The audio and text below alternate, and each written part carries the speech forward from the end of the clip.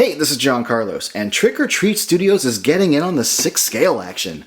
They're a company I really like, so I am very much looking forward to reviewing for you guys the 6 scale figure of Michael Myers from Halloween. And here's a look at the inside flap.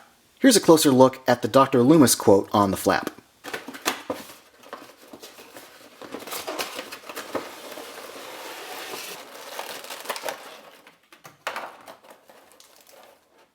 Alright, first things first, this figure comes with 2 accessories. That's right, 2. That right grip hand and this knife. And that's it. Now on to the figure itself, which I gotta admit, I like a lot more in person than I was expecting to like it. And that was based on the initial publicity photos that Trick or Treat Studios put out. I thought the collar looked kind of funny on the jumpsuit, and I didn't like how plasticky and cheap the hands looked. But in person, those are not problems. In fact, the hands look good. I mean, they're not amazing, they're just hands, but at least they've got this little kind of gray freckling on them, which gives them a little bit of surface texture. It doesn't look so shiny, it doesn't look so plasticky. It actually reads a little dirty, and his hands should be dirty. Now, the jumpsuit, it's worth noting, the eternal debate among fans, what color exactly is his jumpsuit? I think it reads blue in the movie. I like that Moe's merch makes it blue, so I'm fine with this. The collar looks good. I gotta say, the material, the fabric, feels a little thin, it feels a little cheap, but the actual tailoring of the design of the jumpsuit, the pockets and like the shoulder seams, the way it bunches in the back, it's actually a very well designed. I like the way it's sewn. So good job, Trick or Treat, for that.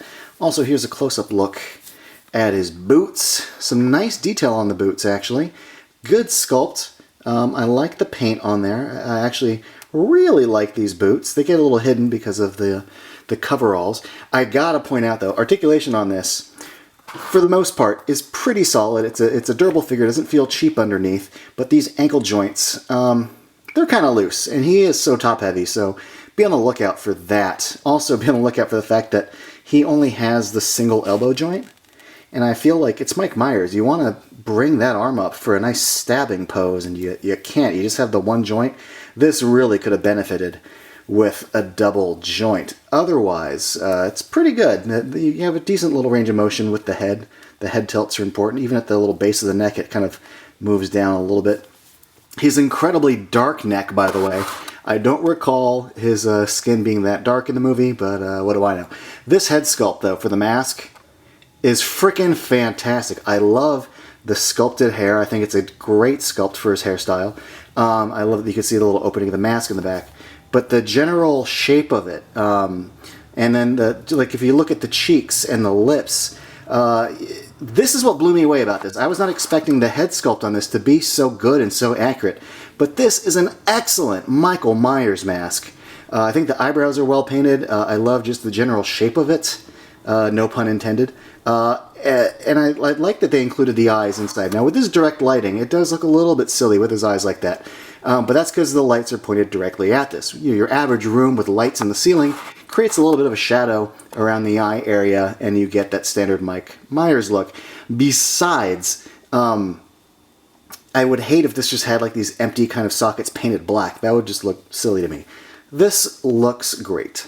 Now, one thing I got to point out with his fist hand is that the hole at the top is bigger than the hole at the bottom, which makes it much easier to put the knife in upwards, or stabbing upwards, than it is to, you see how it kind of stops right there at the edge of the pinky. There's a little kind of piece of plastic I might file down, but that smaller hole makes it a much tighter space to get the knife in for a stabbing downward, which to me is how I'd want to pose them. Now, besides this Trick or Treat figure, we also know that Sideshow will be releasing their Michael Myers figure soon. And the debate within the 6 scale figure community, and the debate within my own heart, was which figure to get, the Sideshow one or the Trick or Treat Studios one. The Sideshow one retails for $235, which to me is too much. This retails for $119, but the Sideshow one comes with a lot more stuff. The Sideshow one comes with 3 pairs of alternate hands, and the pumpkin and the Judith Myers tombstone. It comes with a second bloody knife. It comes with the bed sheet and the glasses and the telephone. There's a lot of fun accessories. and a figure stand. This one doesn't even come with a figure stand. However, I think the Sideshow one, that's a hefty price tag, whereas this for $119 is a pretty solid value for 119 bucks. And in the end, I don't really need the tombstone or the bedsheet. All I'm really going to do to display him is have him hold a knife. This is all I need, really. I do wish this came with a figure stand, though, considering how much he wants to lean forward or lean back based on those loose ankles. I really do miss that figure stand. Now, we also know that Trick or Treat Studios just announced they're doing an accessory pack, which includes, wait for it, 3 sets of alternate pairs of hands, the tombstone, the phone, the bedsheet, the glasses, the pumpkin, and green coveralls. But it does not come with a figure stand, and it doesn't come with an alternate bloody knife. So there's still little differences. But that, if you got that compared with this, it would be $210, which is still cheaper than $235. But still, for that price, I feel like you need a figure stand. Now, I'm really happy with this. I think it's a good, especially if you're kind of maybe new to 6scale collecting, or you just don't have the funds right now because, you know, pandemic and no one's working and everything sucks. This is a good value figure.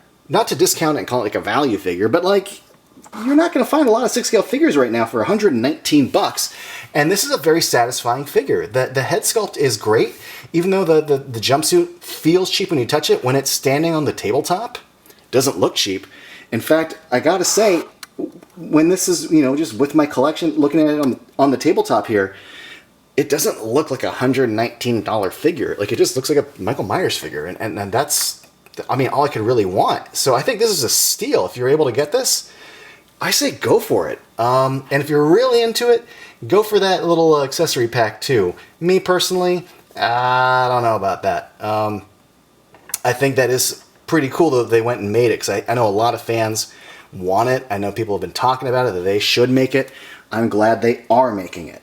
And I'm glad they made this. Looks rad. I'm really happy it's in my collection. I'm a big horror fan, and I've wanted a Mike Myers figure, but I remember being really disappointed at $235 for the Sideshow figure. This really scratches that itch for me. I'm really happy with it. The sculpt on the mask was great. They even have like the little bit on the side where like they had to remove the Shatner sideburns to like make it, the little fading at the edge. Like, I'm really happy. Thanks for watching, everybody. Let me know in the comments below what you think of this figure, and you know, if you want to subscribe and be up to date with my latest reviews, go ahead and click subscribe.